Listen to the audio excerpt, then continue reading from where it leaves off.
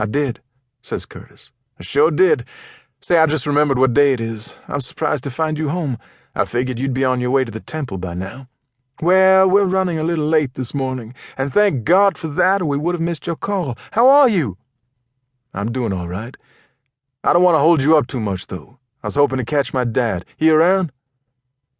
Curtis hears a soft tap as Maria sets the receiver down. Her whippoorwill voice grows distant, abstract, as she moves through the house. As he waits, Curtis is struck by a couple of memories in quick succession. First, her photo, hung outside the library at Dunbar. 6 years ahead of him, still a legendary presence there. 4 days a week he passed it on his way to the practice field and another ass-kicking courtesy of the defensive line. Second, years later, her singing "Let's Get Lost" in a tiny 18th Street club, eyes closed against the blue light. His father behind her in shadow, leaning on his bass. Out of prison, not yet cleaned up for good. She was Nora Brawley then. His dad was still Donald Stone. Curtis had come straight from National, on leave from Subic, jet-lagged and exhausted, still wearing service alpha greens. He remembers a beer bottle's sweat beneath his fingers, and the way everything seemed to be tipping over. Stanley was there somewhere, too. Invisible. His voice a loose thread in the dark. Curtis hears his father's heavy footsteps, telegraphed through the floor, the table, the phone. "Little man." "Hey, Pop." "Real smart calling when you know I can't talk for too long. Let me call you back on my cell." "No, that's okay, Pop. I just want to ask a quick favor. I'm trying to get in touch with Stanley." Curtis feels a bubble of silence open between them. "Stanley," his father says. "Stanley Glass?" "Yeah, Dad, Stanley Glass. I need to get a hold of him. Do you maybe have a telephone number or—" "What in the hell you need to talk to Stanley Glass for, little man?" I'm just trying to help somebody out, Pop. Friend of mine's looking for him. This is the guy I told you about, the one who's going to hook me up with that job at the Point." "At the what? I thought you said you're going to be working for the Spectacular." "I am. It's the same thing, Dad. Everybody who works there calls it the Point because—" "Well, then what does your friend want with Stanley Glass?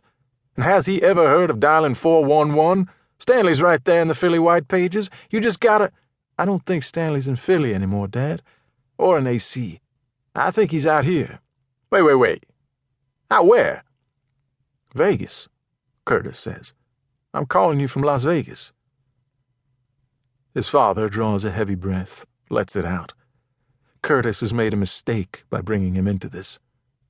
"Look, Dad," he says, "I know you don't have time to talk." "I haven't kept up with Stanley too much, Curtis," his father says. "Stanley's a great man and a great friend, one of my oldest friends in the world, but I haven't talked to him too much since Maria and I got married. I don't judge him, and I don't bear him any ill will, but the fact is, Curtis—" "I know, Dad." "The fact is, if I may finish, the fact is that Stanley is a professional gambler, and Maria and I are good Muslims now. Or I'm trying to be one anyway. And the teachings of the Prophet, peace be upon him, very specifically prohibit—" "I know all about this, Dad." "I know you know, but you need to understand. Stanley is a gambler all the time. He's a pure gambling machine. To be with Stanley is to gamble with Stanley, and so I cannot be around Stanley. I love him. He's my brother, but— Look, Dad, I'm making you late. This is not that important. I understand what you're saying, and I just need you to hear me out on this, Curtis." "I'm hearing you out, Dad. All right? I'm sorry I bothered you. I gotta go. Tell Maria goodbye for me." Curtis hangs up. He stares at the new cell phone for a moment, pondering his own apparently limitless capacity for misunderstanding and foolishness. He still hasn't called his wife. He makes the big hotel rack to calm himself down, pulling the sheets flat and tight. This provides a kind of cheap satisfaction and solace. Outside, the rinsed and dried city buzzes in the morning light, inventing itself for the coming day.